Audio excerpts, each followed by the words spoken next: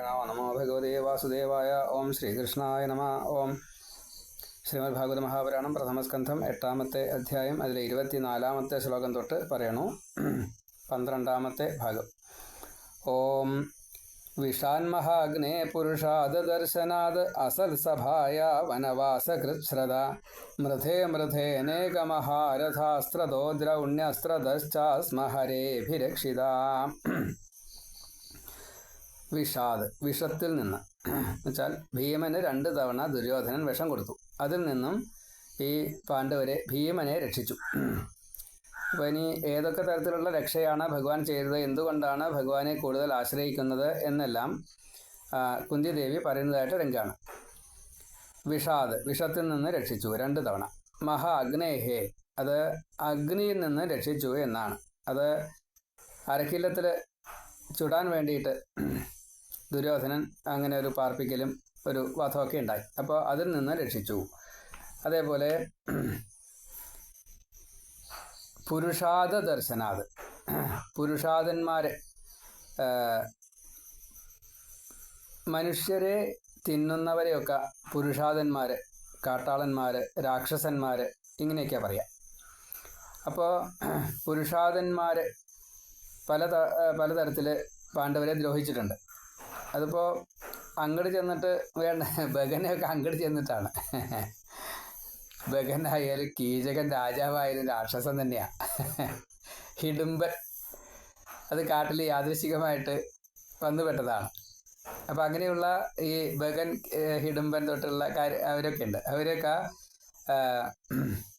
വളരെ അനായാസം ഭീമനെ ജയിക്കാൻ സാധിച്ചത് ഭഗവാന്റെ ഈ അനുഗ്രഹം കൊണ്ടാണ്. അതല്ലെങ്കിൽ സാധിക്കില്ല. അതാണ് പുരുഷാദ ദർശനാദ്. പുരുഷാദ ദർശനാദ് വളരെ യാദൃശികമായിട്ട് കണ്ണിൽ പെടുകയാണ്. പിന്നെ അവരെ വധിക്കേണ്ടത് ഭീമന്റെ ഉത്തരവാദിത്വമാണ്. ഇവിടെ സർവശക്തിമാനായിട്ട് വന്ന് ലൗകിക രീതിയിൽ ഇങ്ങനെ ഒരു ഹിംസ, അത് ഭീമനല്ലാതെ കൊണ്ട് മറ്റൊരാൾക്കും ചെയ്യാൻ സാധിക്കില്ല. അപ്പോൾ അതൊക്കെ ഭീമന്റെ ഉത്തരവാദിത്തമാണ്. അത് ഭഗവാൻ കൃഷ്ണൻ ഭീമനെ കൊണ്ട് ചെയ്യിക്കുകയാണ്, പാണ്ഡവരെ കൊണ്ട് ചെയ്യിക്കുകയാണ്, അല്ലാണ്ട് മറ്റിച്ചല്ല എന്ന് സാരം. അതേപോലെ തന്നെ മറ്റ് പലർക്കും ഉണ്ടാവാം. ഈ ഭീമന് മാത്രമല്ല, അർജുനനാൽ വധിക്കപ്പെട്ടവരും ഉണ്ട് ഇതേപോലെ. ഇപ്പോൾ ഏതായാലും പുരുഷാദ ദർശനാദ്, അങ്ങനെ രാക്ഷസന്മാരുടെ ദർശനം കൊണ്ട് അസർസഭായാഹ. അതേപോലെ ഈ പാഞ്ചാലിയുടെ വസ്ത്രാക്ഷേപമാണ് ചൂത് കളിക്കുന്ന സമയത്ത് ഉണ്ടായത് ഏറ്റവും വലിയ അപമാനം. മരണത്തിൽ നിന്നും ഒരു പക്ഷേ രക്ഷപ്പെട്ടില്ലെങ്കിലും കുഴപ്പമില്ല. ഇതേപോലെയുള്ള അപമാനത്തിൽ നിന്ന് രക്ഷപ്പെട്ടിട്ടില്ല വെച്ചാൽ കുടുങ്ങി. അവിടെ ഭഗവാൻ കൃഷ്ണൻ വസ്ത്രം കൊടുത്തത് കൊണ്ട് പാഞ്ചാലിയുടെ മാനം രക്ഷിച്ചു. കുരുസഭയുടെ ആ ഏറ്റവും വലിയ ചീത്ത പ്രവൃത്തി, ഹസ്തിനാപുരത്തിൻ്റെ അല്ലെങ്കിൽ ഈ കുരുവംശത്തിൻ്റെ കുലവധുവായിട്ടുള്ള പാഞ്ചാലിയുടെ നഗ്നതാ പ്രദർശനം ഭഗവാൻ ആ വസ്ത്രം കൊടുത്തപ്പോഴാണ് അവിടെ രക്ഷപ്പെട്ടത്. അല്ലെങ്കിൽ എന്താ ഉണ്ടാവുക? മാനം പോയില്ലേ? ഒരിക്കലും ചെയ്യാൻ പാടില്ല, രജസ്വലയായിട്ടുള്ള പാഞ്ചാലിയ. അപ്പം അങ്ങനെയുള്ള ആ അസൽ സഭായ ഇങ്ങനെ എത്ര തവണ രക്ഷിച്ചു എന്ന് ചോദിച്ചാൽ അറിയില്ല, അത്രയും കൂടുതൽ രക്ഷിച്ചു. വനവാസകൃച്ഛ്രദ 12ഉം 1ഉം. ആ അജ്ഞാതവാസം എന്നുള്ളത് കാട്ടിലല്ല എന്ന് മാത്രമേ ഉള്ളൂ, മറ്റൊരു കാട്ടിലാണ്. ഓരോരുത്തരും അവരവരുടേതായിട്ടുള്ള വിരാട് രാജ്യത്തുള്ള ആ ഒരു അജ്ഞാതവാസമുണ്ട്. അപ്പോൾ അത് ഓരോ തരത്തിലാണ്, ഓരോരുത്തർ ഓരോ വേഷം കെട്ടിയിരിക്കുകയാണ്. കുതിരക്കാരനായിട്ടും ദേഹണ്ണക്കാരനായിട്ടും മറ്റേ വിദൂഷകനൊക്കെ ആയിട്ട്, അതുപോലെ റാണിയുടെ ദാസിയായിട്ട്, ഇങ്ങനെയൊക്കെയാണ്. അപ്പോൾ അതൊക്കെ രക്ഷപ്പെടുത്തിയതാരാ? ഈ വനവാസകൃച്ഛ്രത. വനവാസത്തിൽ എന്തെല്ലാം കാര്യങ്ങൾ, ദണ്ഡകാനനാണ്. അപ്പോൾ പലതരത്തിലുള്ള രാക്ഷസന്മാരുടെയും മറ്റേ ഈ മൃഗങ്ങളുടെ ഒക്കെ ഉണ്ടാവേ. വീര്യമൊക്കെ ഉണ്ടാക്കുക ശരിയാണ്, പക്ഷേ എങ്കിലും രാത്രി കിടന്ന് ഉറങ്ങുമ്പോൾ പാമ്പ് വിഴുങ്ങി എന്ത് ചെയ്യും? അപ്പോൾ അങ്ങനെയൊന്നും ഉണ്ടായിട്ടില്ല. അപ്പോൾ വനവാസകൃച്ഛ്രത, കാട്ടിലത്തെ ഈ കഷ്ടപ്പാടുകളൊന്നും, കാലാവസ്ഥ, മൃഗങ്ങൾ, രാക്ഷസന്മാർ, അങ്ങനെ പലതും ഉണ്ട്. അപ്പോൾ അതൊന്നും വിഷമമുണ്ടായില്ല. അതേപോലെ മൃധേ മൃധം എന്ന് പറഞ്ഞു കഴിഞ്ഞാൽ യുദ്ധം. അപ്പോൾ മൃധേ യുദ്ധത്തിൽ അനവധി യുദ്ധങ്ങൾ പല സന്ദർഭങ്ങളിൽ പാണ്ഡവന്മാർക്ക് നേരിടേണ്ടി വന്നിട്ടുണ്ട്. അവിടെയൊക്കെ ജയം മാത്രമേ ഉണ്ടായിട്ടുള്ളൂ. മൃധേ. പിന്നെയോ അനേകം മൃധേ അനേക മഹാരഥാസ്ത്രത, ഏതൊക്കെ യുദ്ധത്തിലായാലും ശരി ഈ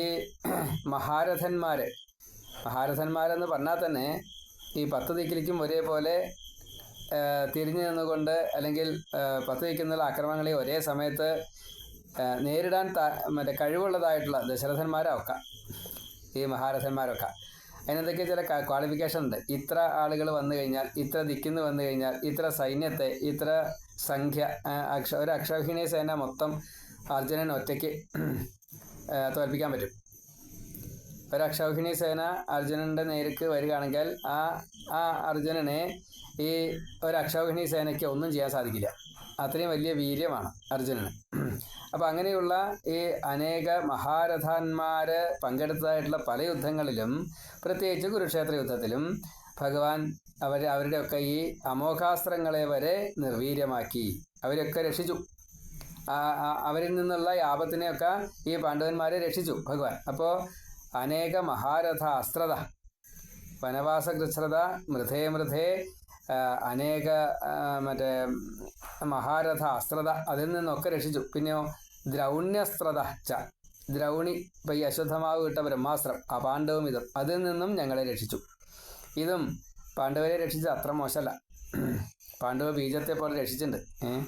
അപ്പോൾ ഇത് ദ്രൗണ്യസ്ത്രത ഇതിൽ നിന്നും ഞങ്ങളെ രക്ഷിച്ചില്ലേ. ഹരേ, അവിടെ വിളിച്ചു, കൃഷ്ണ എന്നല്ല, ഹരേ, കൃഷ്ണൻ്റെ മൂലം അതാ വിളിച്ചത്, ഹരേ.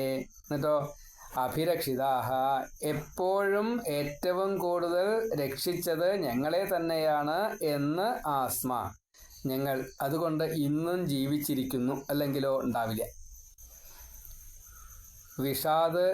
വിഷത്തിൽ നിന്ന് രക്ഷിക്കപ്പെട്ടു.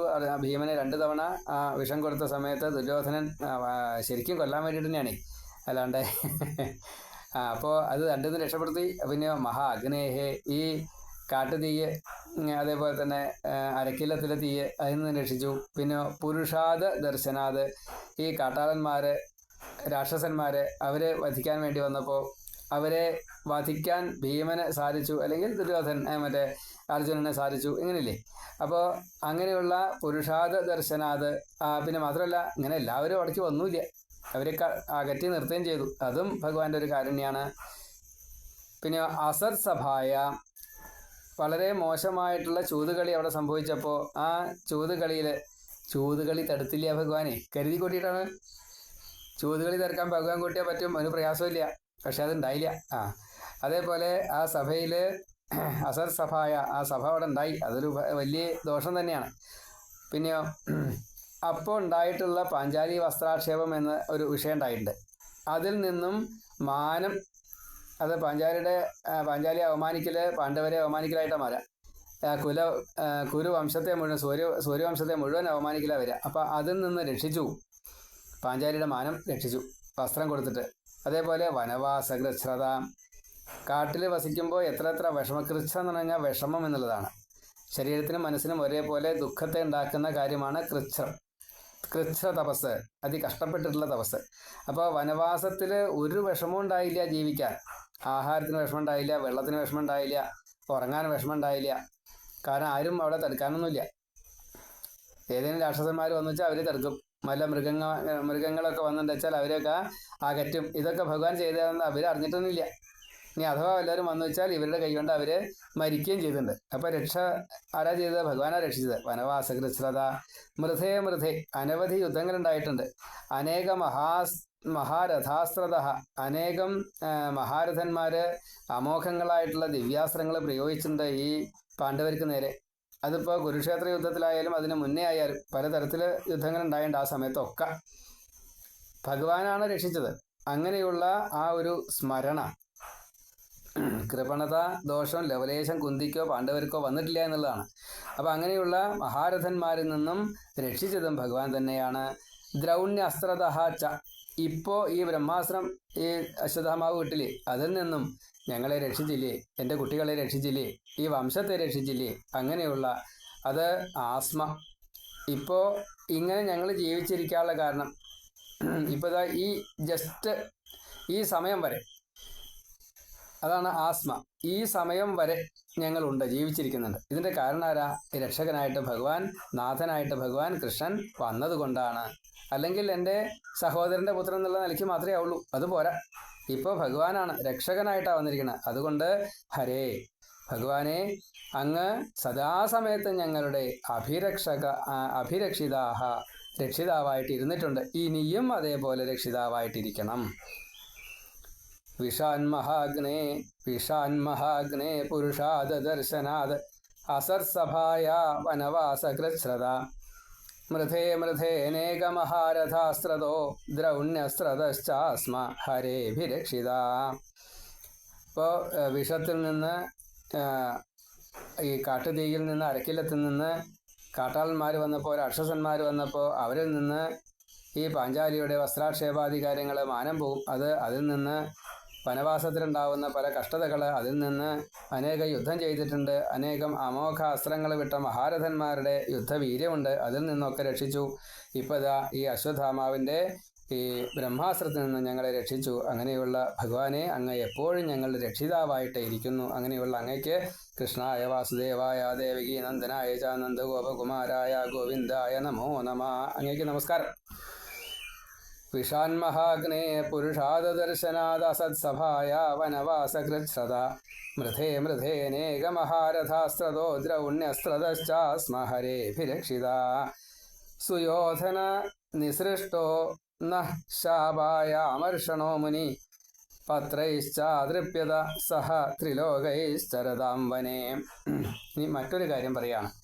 വനെ, കാട്ടിൽ ഇങ്ങനെ 12 കൊല്ലത്തെ വനവാസകാലത്ത് ചരത സഞ്ചരിക്കുന്നതായിട്ടുള്ള നഹ ഞങ്ങളുടെ, വഹ എന്ന് പറഞ്ഞാൽ നിങ്ങളുടെ, നഹ എന്ന് പറഞ്ഞാൽ ഞങ്ങളുടെ, ശാപായ ഞങ്ങളെ ശപിക്കാൻ വേണ്ടിയിട്ട്, സുയോധന നിസൃഷ്ട ദുര്യോധനാൽ അയക്കപ്പെട്ടതായിട്ടുള്ള, ശകുനിയുടെ പ്രേരണ, ശകുനിയുടെ ഗൂഢാലോചന ദുര്യോധനാൽ ഇപ്രകാരത്തിൽ അയക്കപ്പെട്ടു. അമർഷണ കോപശീലനായിട്ടുള്ള ദുര്യോധനനും ഉണ്ട് അത്രയ്ക്ക് ഈ അമർഷണഭാവം എപ്പോഴും. അതേപോലെ തന്നെയാണ് ഈ അശ്വത്ഥാമാവിനുണ്ട് ഈ കോപശീലം. അതേപോലെ തന്നെയാണ് ഈ ദുർവാസാവിനും. അവിടെ മഹർഷിയാണ് ഒരാൾ ബ്രാഹ്മണനാണ്, എന്നിട്ട് ചീത്തകാര്യം ചെയ്യണു. ദുര്യോധനൻ രാജാവാണ്, എന്നിട്ട് വളരെ ചീത്തകാര്യം ചെയ്യുന്നു. 3 പേർക്ക് അമർഷമുണ്ട്, പക്ഷേ വളരെ വ്യത്യാസമുള്ള ഭാവങ്ങളാണ്. അപ്പോൾ അമർഷണശീലമുള്ളതായിട്ടുള്ള ഈ മുനിഹി, അവിടെ മുനി എന്നുള്ളത് ദുർവാസാവ് ആകുന്നതായിട്ടുള്ള ആ മഹർഷി, പത്രൈഹി ഇലകളെ കൊണ്ട്, ത്രിലോകൈഹി സഹ പത്രൈഹി എന്നാണ് പറഞ്ഞത്. അപ്പോൾ പത്രങ്ങളെ കൊണ്ട് എന്നാവാം. പത്രൈഹി എന്ന് പറഞ്ഞാൽ ഏകവചനമായിട്ട് കൊടുക്കാം, വിരോധമൊന്നുമില്ല. ഒരു ചീരയുടെ ഇലയുടെ ഒരു കഷ്ണമായിട്ടുണ്ടായിരുന്നു എന്ന് തന്നെയാണ് വ്യാഖ്യാനം പതിവ്. അപ്പോൾ എന്തായാലും പത്രൈഹി എന്നുള്ളത് ഇലകൾ കൊണ്ട് എന്നാണ്. അപ്പോൾ അവിടെ പത്രൈഹി ശരിയാണ്, എങ്കിലും ഒറ്റ ഇല കൊണ്ട് എന്ന് എടുക്കുന്നതുകൊണ്ട് വിരോധമില്ല. അതിൻ്റെ ഒരു ഈശ്വരഭാവത്തെ കൂടുതൽ കാണിക്കണമെങ്കിൽ ഒറ്റ ഇല കൊണ്ട് എന്ന് വേണം, അതുകൊണ്ടാണ്. അപ്പോൾ ആ ഇലകളെ കൊണ്ട് ത്രിലോകൈഹി സഹ, അവിടെ 3 ലോകത്തും 14 ലോകത്തും എന്ന് തന്നെ വേണം. അങ്ങനെ 14 ലോകത്തിലുള്ള എല്ലാവരെയും, ലോകങ്ങളുടെ കൂടെ അതൃപ്യത തൃപ്തിയാക്കപ്പെട്ടു എന്ന് വെച്ചാൽ എല്ലാവരുടെയും വിശപ്പ് മാറി. സുയോധന നിസൃഷ്ട, സുയോധനൻ ദുര്യോധനൻ എന്നാണ്. ഇവിടെ ഇപ്പോൾ വേണച്ചാൽ ദുര്യോധന നിസൃഷ്ട എന്ന് വേണച്ചാൽ വയ്ക്കാം. അവിടെ ഒരു കാരണമുണ്ട്. നന്നായിട്ട് യുദ്ധം ചെയ്യാൻ കഴിവുള്ള എന്നുള്ള അർത്ഥത്തിൽ സുയോധനൻ. ഇവിടെ യുദ്ധങ്ങൾ എന്ന് പറഞ്ഞു കഴിഞ്ഞാൽ ആയുധം കൊണ്ടാവാം, ഇതേപോലെയുള്ള ഈ കുടിലത അങ്ങനെയുള്ള പ്രവൃത്തികളെ കൊണ്ടാവാം. അങ്ങനെ പല തരത്തിൽപ്പെട്ടതായിട്ടുള്ള യുദ്ധങ്ങളുണ്ട്. മാനസികമായിട്ട് അകന്നു നിന്നുകൊണ്ട് സൂത്രവഴികളെ കൊണ്ട് ഈ മറ്റേ അപവാദം പറഞ്ഞ് അങ്ങനെയുള്ള കാര്യങ്ങൾ, അതേപോലെ ഈ അഥർവവേദം ഉപയോഗിച്ചുകൊണ്ട് ആഭിചാരാദികളെ ചെയ്തുകൊണ്ട്, ഇതേപോലെയുള്ള ചീത്ത പ്രവൃത്തികളൊക്കെ യുദ്ധം തന്നെയാണ്. നന്നായിട്ട് യുദ്ധം ചെയ്യാം, അത് സാത്വിക ഭാവത്തിൽ യുദ്ധം ചെയ്യല്ല, നന്നായിട്ട് യുദ്ധം ചെയ്യാൻ കഴിയും. അതേപോലെ ആയുധപ്രയോഗമാണെങ്കിൽ ഭീമനോട് യുദ്ധം ചെയ്യുന്ന സമയത്ത് നന്നായിട്ട് ആ യുദ്ധം ചെയ്യാൻ, ആ ആയുധം പ്രയോഗിക്കാൻ കഴിവുണ്ട് എന്നുള്ളത് ബലരാമൻ ഗുരു പറഞ്ഞിട്ടുണ്ട്. അപ്പം അതിൻ്റെ സാരം എന്താ വെച്ചാൽ സുയോധനൻ തന്നെയാണ്. അവിടെ സാത്വികത ഇല്ല, സാത്വികത ഒട്ടുമില്ല. സകാരം കണ്ടു വിചാരിച്ചിട്ട് സാത്വികത എന്നുള്ളതില്ല. അപ്പോൾ ഇവിടെ സുയോധനൻ നിന്ന് കരുതി കൂട്ടി കൊടുത്തതാ. ആയുധപ്രയോഗം മാത്രമല്ല മറ്റു കാര്യങ്ങളൊക്കെ നന്നായിട്ട് ചിന്തിച്ച് ചെയ്യാൻ കഴിയും എന്നത് തന്നെയാണ്. അത് നന്നായിട്ട് ചെയ്യാൻ കഴിയുന്ന, അല്ലാണ്ട് ഈ കുൽസിത പ്രവർത്തനങ്ങൾ അത് നന്നായിട്ട് ചെയ്യാൻ കഴിയുന്ന, അല്ലാണ്ട് സാത്വികത ഉണ്ടെന്നുള്ളതല്ല, തെറ്റിദ്ധരിക്കരുത്. ദുര്യോധനൻ എന്ന് പറഞ്ഞാൽ കലിയുടെ അവതാരമാണ്, ദ്വാപരനാണ് ഈ ദ്വാപരാന്ത്യം. അപ്പോൾ ഏറ്റവും മോശമായിട്ടുള്ളൊരു അവസ്ഥയിലാണ്. അതാണ് ഈ ശകുനി. കലിയും ദ്വാപരനുമാണ്. സംഹർത്താവായിട്ടാണ് ഈ അശ്വത്ഥാമാവ് ശങ്കരാംശമായിട്ട് വന്നത്. അവർ 3 പേരും കലി, ദ്വാപര, ഈ ദ്രൗണി, മറ്റേ അശ്വത്ഥാമാവ് കൂടി ചേർന്ന് കഴിഞ്ഞാൽ അത് നശിക്കാതിരിക്കില്ല. അതിന് പിൻബലം ആണ് കർണൻ. അത് അസുരനാണ്, സഹസ്രകവചനാണ്. അപ്പോൾ ഇത് കൂട്ടിച്ചേർത്തത് ഭഗവാനാണ്. ഈ ഇത്രയൊക്കെ കൂട്ടിച്ചേർത്താലും അവരെയൊക്കെ നിശേഷം ഇല്ലാണ്ടാക്കാൻ സാധിക്കും എന്ന് ഭഗവാൻ കൃഷ്ണൻ കാണിച്ചു തരികയും ചെയ്തു. ഈശ്വരനെ ആശ്രയിച്ചു, ഈശ്വരനെ ആശ്രയിച്ചവരെ മുഴുവൻ രക്ഷിച്ചു. അപ്പോൾ ഈശ്വരനെ ആശ്രയിച്ചാൽ നമുക്ക് രക്ഷ കിട്ടുമെന്ന് കാണിക്കാനാണ് ഇത്രയൊക്കെ വലുതാക്കിയത്. രാവണനെ വലുതാക്കിയ പോലെ തന്നെയാണ് ഇവിടെ സംഘബലത്തെയാണ്. കലവ് എന്താണ്? സംഘം, സംഘബലേന. അത് മാത്രമേ പറ്റൂ. കലിയിൽ സംഘബലത്തിനാണ് പ്രാധാന്യം. അപ്പോൾ സംഘബലം എങ്ങനെയാണ് വേണ്ടത്? നമ്മളെ പോലെയുള്ള ഭാഗവതന്മാർ സംഘമായി തീരുക തന്നെയാണ് വേണ്ടത്, സംഘടിക്കുക തന്നെയാണ് വേണ്ടത്. എങ്ങനെ സംഘടിക്കണം? മാനസികമായിട്ട് സംഘടിക്കണം.